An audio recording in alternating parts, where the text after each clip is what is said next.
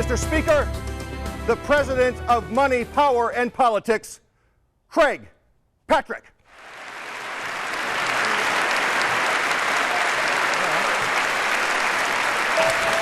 Good to see you. Good to see you. Oh, we got a lot of work to do. We got. Good job.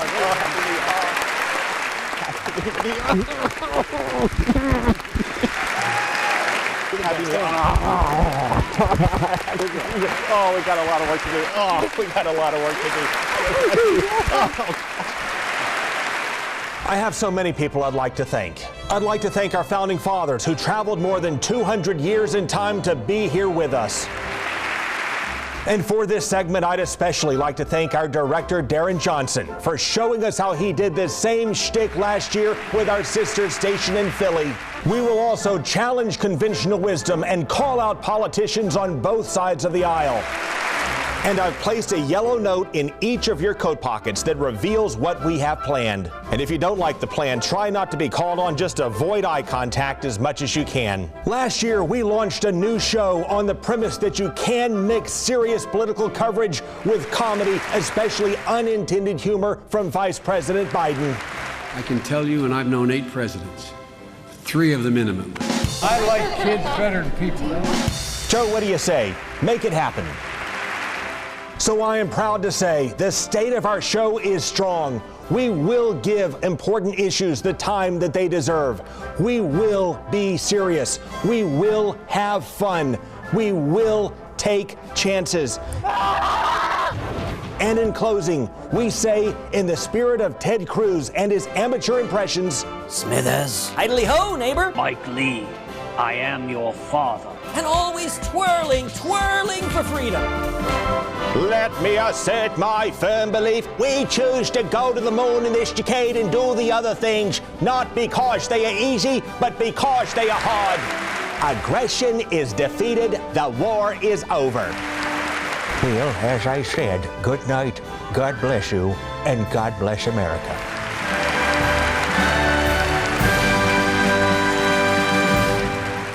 Okay, with the Florida primary and the legislature's 60-day regular session now behind us, we're going to have some fun. So we'll start with a note to Governor Rick Scott about his Florida First Jobs Tour. It's time now for 60 Days of Stupid. Now it's time to start another State of the State speech, or as I would like to call it, a chance to show off my world-renowned oratorical skills. We have an ambitious agenda to keep Florida working and permanently eliminate the tax on manufacturing equipment. Manufacturing machinery equipment. On top of that, there'll be $20 million in for technical centers. Mandatory minimum law. While Governor Scott often stumbles on his words, there's one thing he usually nails. Many of you know that my favorite 3 topics are jobs, jobs, and more jobs. I'm trying to grow the state by adding jobs. Jobs. Jobs. Jobs. Jobs. Jobs. Jobs. Jobs. Jobs. Jobs. Jobs. People have jobs. But this time he even muffed the optics on his All About Florida Jobs Tour. He stressed it's all about investing in business right here in Florida. But we say he muffed the optics because he rolled out his Florida First Tour with a bus from Tennessee. Oh, gosh. And now a note to Marco Rubio, who learned why you do not want to tarnish your brand as an optimistic up-and-comer by trading insults with Donald Trump. Donald Trump likes to sue people. He should sue whoever did that to his face. I call him Little Marco. He's a nice guy. He's like 6'2", which is why I don't understand why his hands are the size of someone who's 5'2". And you know what they say about men with small hands? I guarantee you there's no problem. I guarantee you. Thank God he has really large ears, the biggest ears I've ever seen. Then he asked for a full-length mirror. I don't know why, because the podium goes up to here, but he wanted a full-length mirror. Maybe to make sure his pants weren't wet. I don't know. He was putting on makeup with a trowel. Donald is not going to make America great. He's going to make America orange. Well, let's hear it, Big Don. Don't worry about it, Little Marco. I have never seen any human being sweat like this guy. It's Rubio!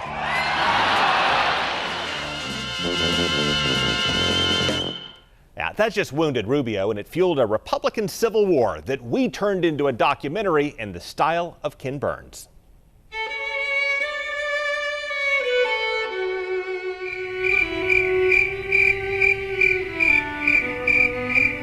On the cornfields of Sharpsburg, a soft-spoken surgeon tried to heal his war-torn party with gifted hands and sleepy words. What kind of judgments have they made? The fruit salad of their life is what I will look at. Lieutenant Benjamin Carson. P.S. Would somebody please attack me? It was too late, for the wounds had festered through a fortnight, and the party forged by Lincoln was plunging back into the furnace. My party is going batshit crazy. Well, let's hear it, Big Don. Don't worry about it, little Marco. Little Marco Rubio, this guy that he's going around, he's going crazy. The great Republican War of 2016 defined us and opened us up to what we became. It was a crossroads of our being, and it was a hell of a crossroads. The cold insults have chilled me to the bone. How I long for the insipid comfort of mint. General Reince Priebus. The brash general from New York cleared through a dozen states with ruthless abandon and showed no mercy as he tore through the South. I'd like to punch him in the face. Throw him out into the cold. No coats. No coats. Mr. Trump, the cheek of every American must tingle with shame, for all I can muster in the way of a comeback is bless your heart, Nikki Haley. The party establishment bucked their swaggering frontrunner and embraced a young man from Florida who promised to focus the war on issues and substance.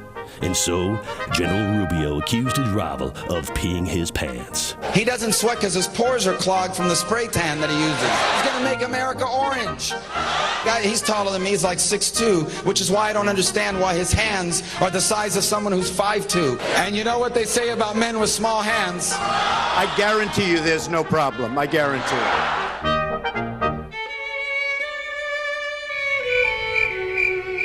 War changes men forever. War is hell. For I fear holding this party together may be the biggest lost cause of all. General Reince Priebus.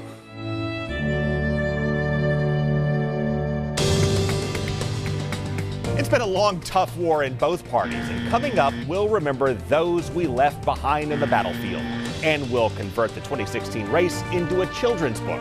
He called himself the Joyous Tortoise.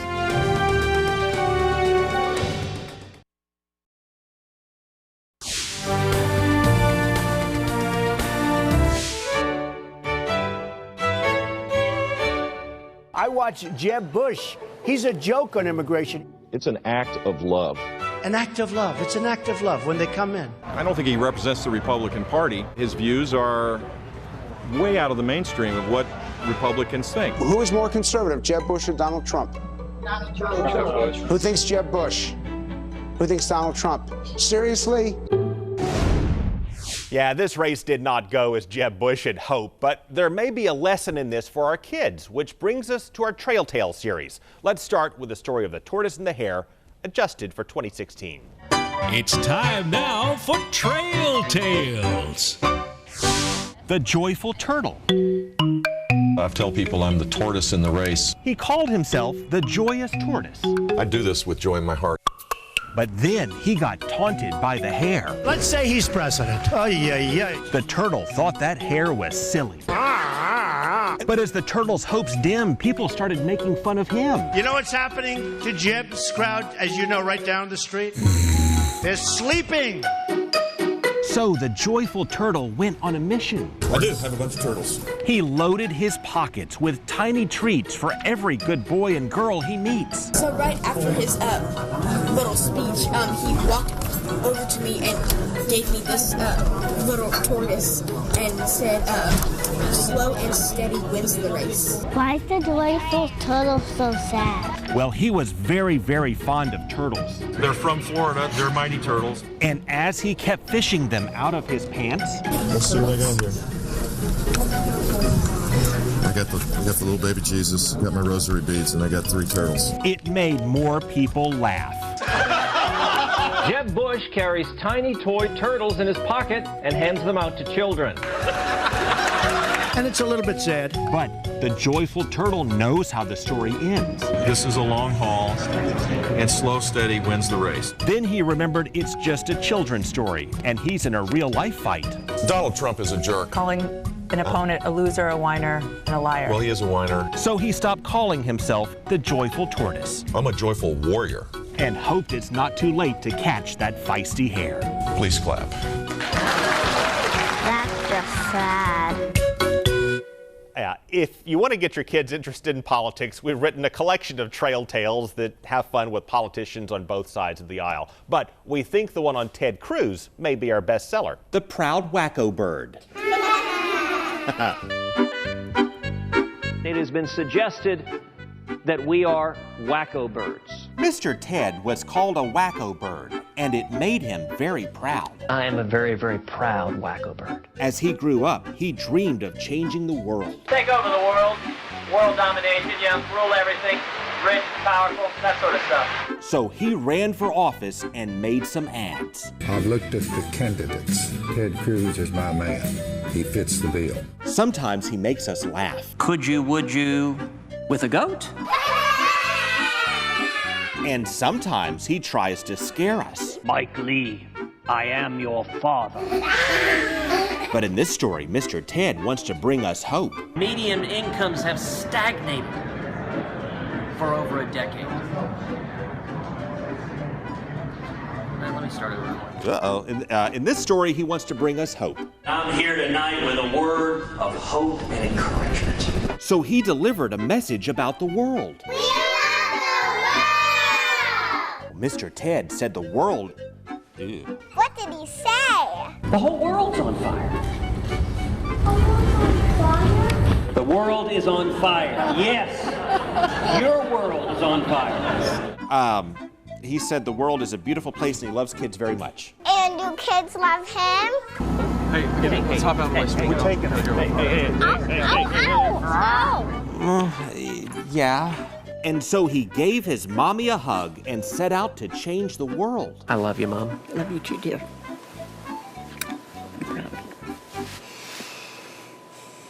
One more hug. I love you, Mom. Here we go. And hold for a second. As a proud wacko bird in a wacko kind of year.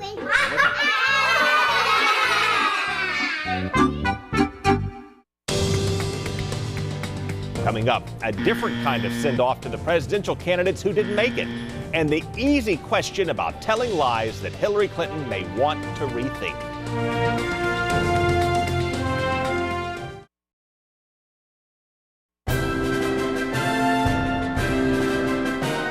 Dateline, Florida, March 2016.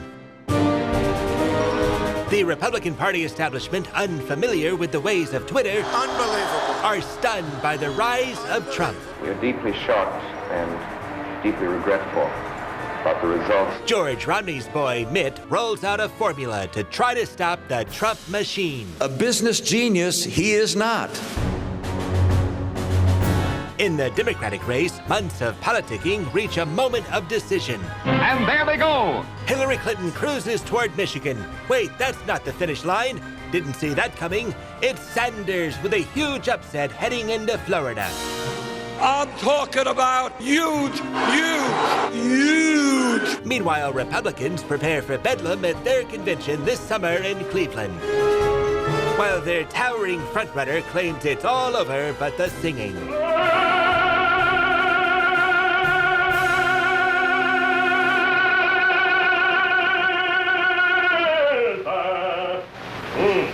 Well, we know what happened next. Trump and Clinton won Florida, and most of the 22 candidates who started this race have faded into history. At least 2 of them, Rick Perry and Lindsey Graham, were the first to get roasted by Trump. I see Rick Perry the other day. He put glasses on so people will think he's smart. And it just doesn't work.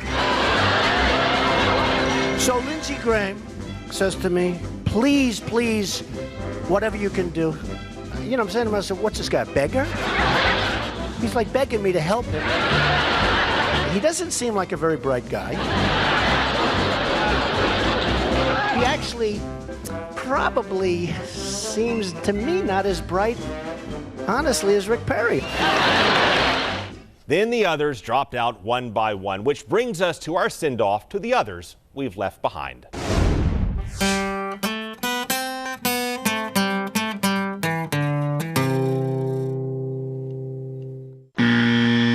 You voted for the very bill that made banks bigger. The Glass-Steagall was my very first vote. I just arrived. My dad had died in office. I was appointed to the office. It was my very first vote. Are you saying you didn't know what you were voting for? I just arrived at the Senate. We're going to be here through the month of January. We're going to win Iowa. What do you list as Marco Rubio's top accomplishment that made you decide to endorse him? There isn't a whole lot of accomplishments, Joe. I often sound like a Republican in a room full of Democrats, or a Democrat in a room full of Republicans, and actually I take that as a compliment. We can win right now, or we can be the biggest fools of all time. You have numbnuts. Your rear end's gonna get thrown in jail, idiot. Sit down and shut up. Which had previously brought a challenge in federal court. The fruit salad of their life is what I would look at. That will never embarrass you. This notion that Barack Obama doesn't know what he's doing is just not true. There it is. He knows exactly what he's doing. The memorized 25-second speech. Well, that's the reason everybody. Why I will suspend my campaign immediately. Please clap. So now we're wondering what some of those candidates may try to do next. So we've put together a series of alternate jobs. We thought Jeb Bush, for example, could try his hand at comedy. The selfie is now the 11th Amendment of the Bill of Rights. It is a requirement that you take one, and I do it with great joy in my heart.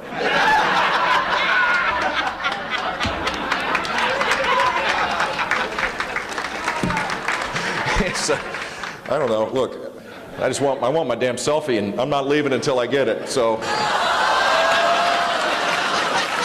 It's cooler to do it diagonally rather than straight up. And it's better to do it higher than lower because you look skinnier. Am I right? And as for the candidates still in the race, we have to keep them honest, which brings us to a note to Hillary Clinton, because if someone asks you, will you tell us lies, there is only one good answer. No! No! But watch how Hillary Clinton hedged and wiggled on CBS News. You know, in '76, Jimmy Carter famously said, "I will not lie to you." Mm-hmm. Well, I have to tell you, I have tried in every way I know how, literally from my years as a young lawyer all the way through my time as Secretary of State, to level with the American people. Here's the problem. The server contains personal communications from my hshusband and me. Only time I got on the internet, I did 2 emails. You talk about leveling with the American people. Have you always told the truth? I've always tried to. Always. Always. The welcoming ceremony had to be moved inside because of sniper fire. There was no greeting ceremony. I don't know what I was thinking. Some people are going to call that wiggle room that you just gave yourself. Well, no, always tried to. No, I've always tried. On that point, she may want to take some advice from Yoda. Do or do not. There is no try. All right, coming up, another round of 60 Days of Stupid with the Florida legislature and a special send-off from all of us.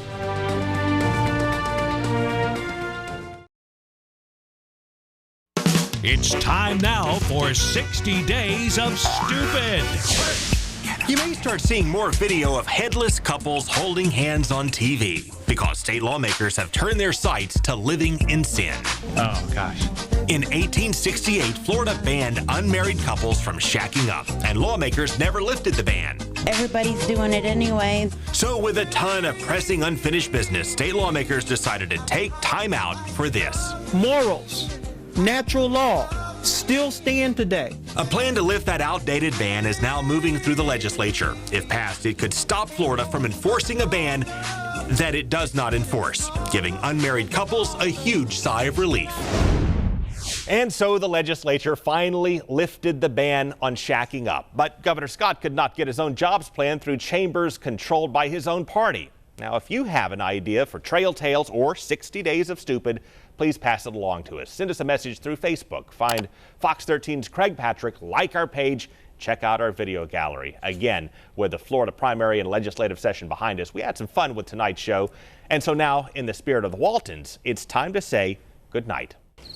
Everybody quiet down now and get some sleep. Good night, everybody. Good night, Linda. Good night, Vanessa. Good night, everybody. Good night. Good night, Marissa. Good night, Kevin. Good night, Marissa. Good night, everybody. Whatever happened to Jim Bob? Yeah, where is Jim Bob? Good night, everybody. Good night, Charlie. Good night, Mark. And good night, Dad. Good night and farewell. Good morning, everybody. It's time for Good Day. Russell, we're all trying to sleep. Oh, sorry. Good night, John Boy.